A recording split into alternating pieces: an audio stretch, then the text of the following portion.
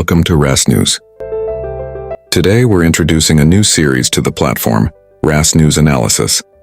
This is where we move beyond simply reporting what happened, to examining why it happened, the policies and systems behind it, and what it means for society. Leading our first analysis is Dr. Kingsley Muogbo, political economy and policy analyst with a PhD in economics. And for his first episode, Dr. Kingsley takes on a provocative argument. Nigeria is not broken. It is working exactly how it was designed. Here is his analysis.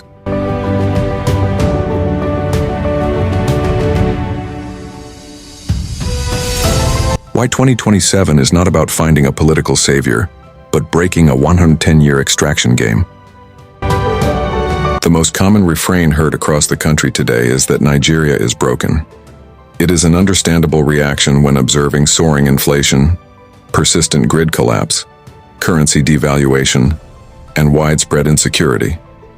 However, this diagnosis is fundamentally flawed. To say a machine is broken implies that it is failing to fulfill its original design specifications. The uncomfortable reality is that Nigeria is performing with remarkable fidelity to an operational code written over a century ago. The average citizen is not merely an impoverished resident navigating daily hardship. They are a sovereign shareholder trapped inside an institutional engine engineered for extraction rather than citizen welfare. Understanding this distinction is the prerequisite for evaluating the nation's trajectory as the 2027 general elections approach.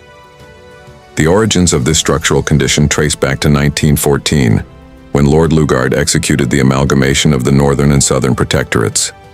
This was never a nation-building project grounded in a social contract among more than 250 ethnic nationalities. It was a fiscal balance sheet operation. The Southern Territory was generating a financial budget surplus, while the Northern Territory operated at a deficit. Merging both entities allowed the British colonial administration to balance its administrative budget internally without drawing on British taxpayers. The institutions created during this period, from the security apparatus to fiscal administration, were factory-built to enforce order and extract resources. Upon independence in 1960, the emerging political elite inherited this colonial architecture without altering its fundamental logic. Subsequent post-1966 military interventions further centralized authority, destroyed productive regional federalism, and replaced it with a centralized oil rent allocation state. The drivers changed, but the extractive engine remained intact. This historical path dependency produces the modern economic phenomenon of double taxation by necessity. Because the state apparatus was never engineered to return revenues in the form of universal public goods, citizens are forced to fund two parallel existence models. First, they pay official statutory taxes, tariffs, and levies to the state. Second, they pay a mandatory private tax to construct personal micro-infrastructures, purchasing private generators or solar installations for power, sinking boreholes for water, hiring private security personnel for safety, and paying premium fees for private education and healthcare.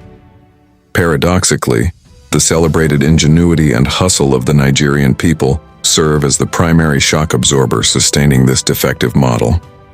By privately absorbing the duties of the state through sheer self-reliance, citizen resilience unintentionally shields the extractive state machine from facing the consequences of its structural failures. As the political class prepares for the 2027 general elections, this structural dynamic protects itself through manufactured fatalism. Phrases such as, "a third force can never win," "the system is unyielding," or "voting changes nothing," are widely circulated. In political economy, these narratives act as strategic tools to create coordination failure among the electorate. If a ruling political class can convince millions of citizens that alternative outcomes are impossible, it does not need to earn genuine popular consent. It merely requires passive resignation. Manufactured fatalism depresses voter turnout, isolates reformist movements, and allows existing patronage networks to secure outcomes with minimal numbers. Fatalism is not objective political wisdom. It is an instrument used to police the boundaries of civic imagination. Reclaiming agency within this framework requires reframing the utility of the ballot box. Expecting a single election or a messianic candidate to instantly overhaul a 110-year-old extractive structure is an illusion. The ballot is not a magic wand that grants instant salvation. It is a strategic lever of system friction.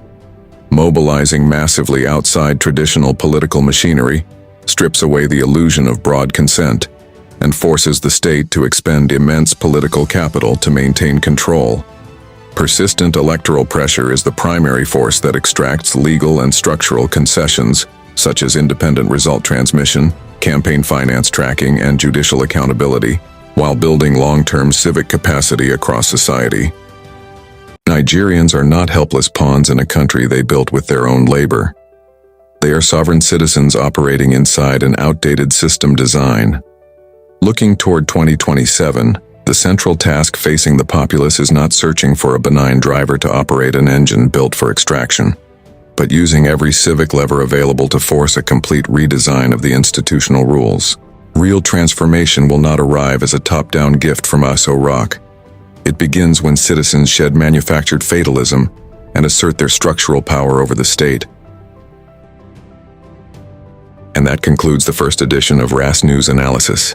The purpose of this series is not to tell you what to think, but to give you the facts, context, and deeper analysis needed to think critically about the issues shaping our society. Today's analysis was by Dr. Kingsley Muogbo, political economy and policy analyst with a PhD in economics. Do you agree with his argument that Nigeria is not simply broken, but operating within a system that needs fundamental redesign? Join the conversation and tell us what you think. This is RAS News Analysis. Beyond the headline, understand the system. Follow for more. Thanks for watching.